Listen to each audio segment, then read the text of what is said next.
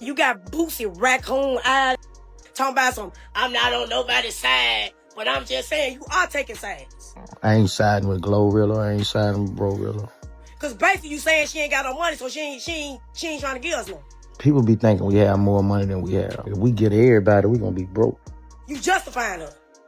I don't give a what y'all think about Boosie. I don't care about his fan base. I don't care about none of that. This on Tubi movies. So guess what? He fell off. Comment your thoughts on this. I used to be my mama like assistant. She used to try to make me be the snitch, but I never used to snitch. And she used to get mad every time I ain't snitch. I had 2 other sisters that used to snitch. Like, I was close to my brothers. Like, I ain't gonna lie, like, my family, we ain't as close. It's 10 of us, but we kind of throwed off. We ain't normal. We be beefing all the time, like, serious beefing. Like, right. They be ready to kill each other for real. I talk to them, but, like, it's some of them I don't talk to. You have 9 siblings, right? Yep, that's right. Got 6 brothers and 3 sisters. What are some of your best memories that you have of just being around your family? And what are some of your biggest advantages of having so many siblings? You know, I got a lot of brothers, so I learned how to fight because I used to have to fight them all the time. One of the good times was when we have Thanksgiving, we all come together for dinner and it's all laughs and everything. That's what I miss, when everybody was happy.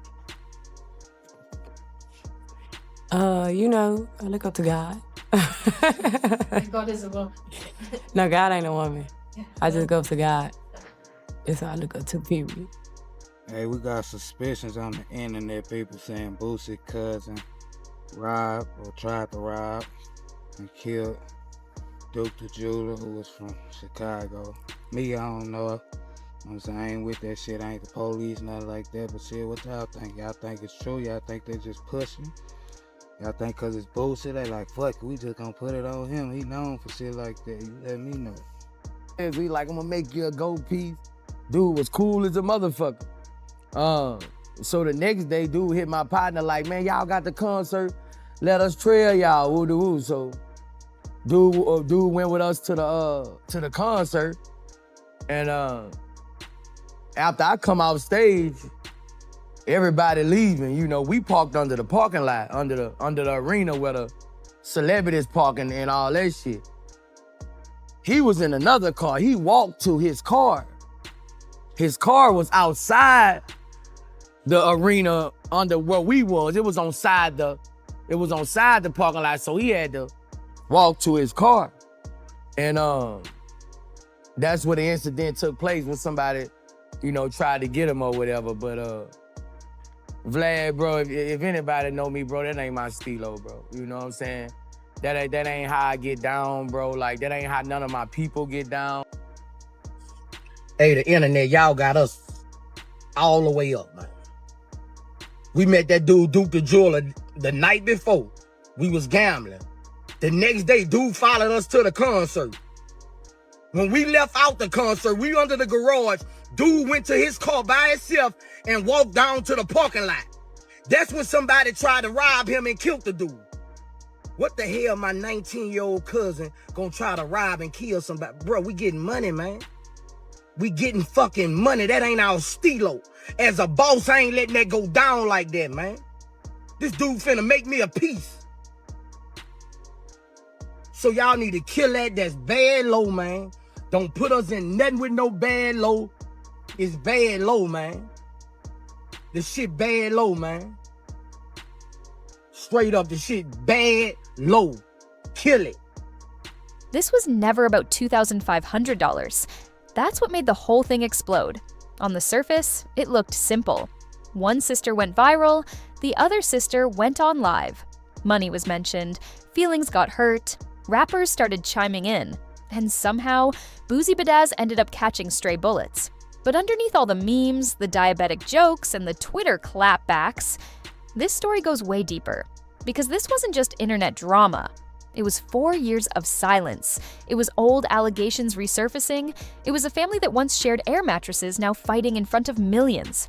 And once TMZ got involved, there was no reset button. Let's talk about it. Boosie didn't think he was picking a side. He pulled up to the Breakfast Club around early February 2026 and started speaking on something most rappers deal with: family pressure. The expectation that once you make it, everybody eats. He made it clear. He wasn't writing for Glorilla. He wasn't writing for her sister either. He said he didn't know the details. He wasn't in their house. But then he said something that hit. People think rappers have way more money than they actually do. He broke it down simple. If he had $1 million and split it between 7 siblings plus his parents, that bag disappears fast. Give everybody $100,000, that's the whole million gone. Taxes, expenses, life, finished. He kept repeating he wasn't getting in family business. But sometimes neutrality sounds like alignment to someone already upset. Because Victoria Woods heard something different. She didn't hear, "I'm neutral." She heard, "Glorilla don't owe y'all," and she went nuclear. She hopped online and called Boosie washed, said he's making low-budget streaming movies now, said she didn't care about his fan base, didn't care about his legacy. Then she made it personal. She brought up his history of criticizing Lil Nas X and accused him of being a hypocrite. Said he promotes guns and street life, but judges other people's choices. And just when the energy was heavy, she dropped the line that broke the internet. She said she thought they were cool because they had something in common. They're both diabetic. That clip went everywhere. Timelines were flooded, memes multiplied in minutes. To his credit, Boosie didn't escalate. He called her his diabetic twin, laughed it off, and said he was just speaking on life situations. No beef. But the truth? Boosie was never the main target. He just stepped into a war that started long before that interview. And to understand why Victoria was carrying that much anger, you have to go back, way back, before the Grammys, before FNF, before the chains and the red carpets, back to Fraser, Memphis, 10 kids in one household, not enough food to stretch. Victoria described McDonald's like it was a holiday. Getting a hot and spicy wasn't fast food, it was an event. She said when she ended up in foster care and her foster mom casually told her to grab snacks from the store, she didn't even know how to process it. In her world, snacks were luxuries. She said sometimes jail food sounded better than what they had at home. Their father worked at the post office, but providing for 12 people, that math never added up. She talked about him borrowing money from a neighbor and having to pay double back, robbing Peter to pay Paul just to keep lights on. But through all of that, they had each other. She said they would joke while their stomachs were rumbling, laugh through hunger, survive together. And that's where her mindset was formed. If one makes it out, everybody makes it out. That wasn't a suggestion, that was the code. So when Glorilla exploded in 2022, after FNF took off and Grammy nominations started rolling in, Victoria said she was proud. She texted her congratulations. The message went green. The number had changed. She says she asked their mother for the new number and was told she couldn't have it without permission. From that point forward, according to Victoria, the distance grew. She said she wasn't invited to shows, said the one concert she attended, she had to be snuck in through the back. Then came the number that shook everything, $2,500. That's what she said would have prevented all of this. She went on TMZ and said if Glorilla had just sent $2,500 to each sibling, she wouldn't have said a word. Not a mansion, not a Bentley, just $2,500. Then she dropped the bigger claim. She said their mother was still working at FedEx, which directly contradicted the narrative that Glorilla retired her parents. That's when the internet split in half. One side said blood is blood, the other said nobody owes grown adults a paycheck. And Glorilla? She didn't go live. She didn't scream. She posted receipts, screenshots of texts from their mother thanking her, calling her a blessing, acknowledging financial help. Then siblings started speaking.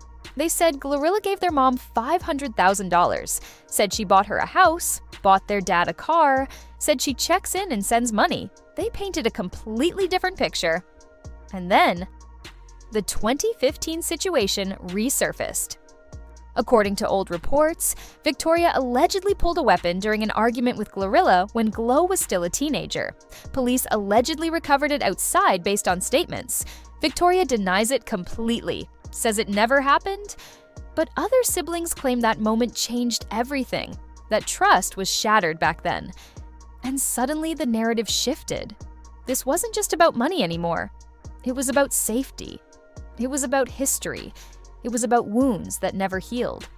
But the internet wasn't done adding gasoline. Finesse 2 times jumped in and told Victoria to grind instead of going live. Said every city has truck stops, ways to make money. Stop measuring your life against someone else's success. Victoria clapped back hard, questioned his career moves, questioned his relevance, went personal, the situation became entertainment. Then came the twist nobody predicted.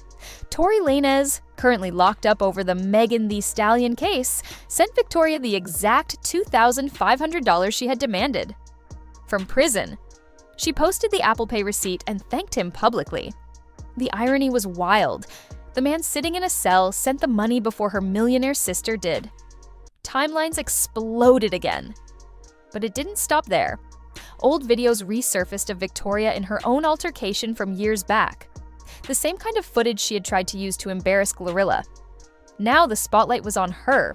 She claimed retaliation, said her Facebook was reported and taken down, said she was on a GPS monitor and worried about legal complications behind the scenes. What started as a family disagreement had turned into a full-blown spectacle. Rappers, bloggers, fans, everybody had an opinion. But at the center of it, two sisters and a bridge that might be permanently burned.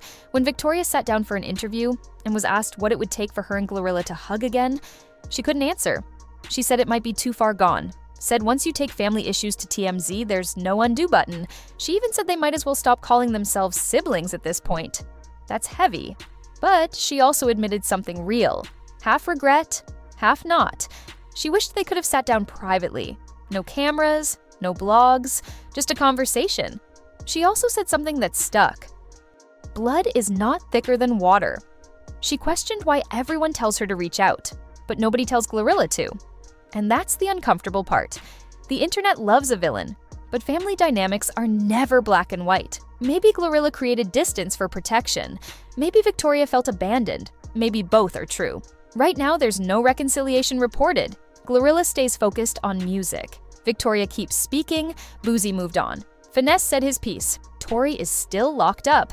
And the timeline has already found a new topic. But for that household in Memphis, this isn't content. It's real. It's siblings who once laughed through hunger, now arguing through success. One made it out. The rest are still navigating life.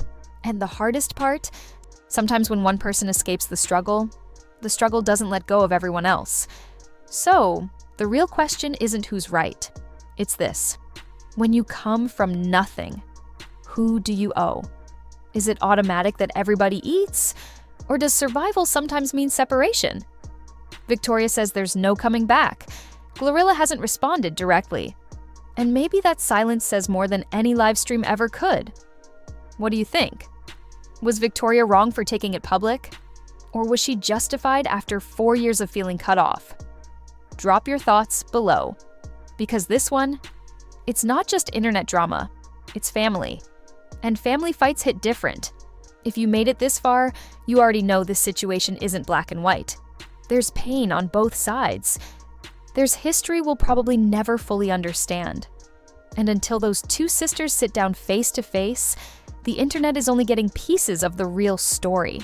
But that's what makes these conversations powerful. They force us to ask uncomfortable questions about loyalty, money, boundaries, and what we actually owe the people we grew up with. So sound off in the comments. I read everything. Let's talk about it. And if you want more real breakdowns like this, no sugarcoating, no bias, just the full picture, make sure you hit that subscribe button and turn on notifications so you don't miss the next one. Because trust me, the next story, it's even crazier.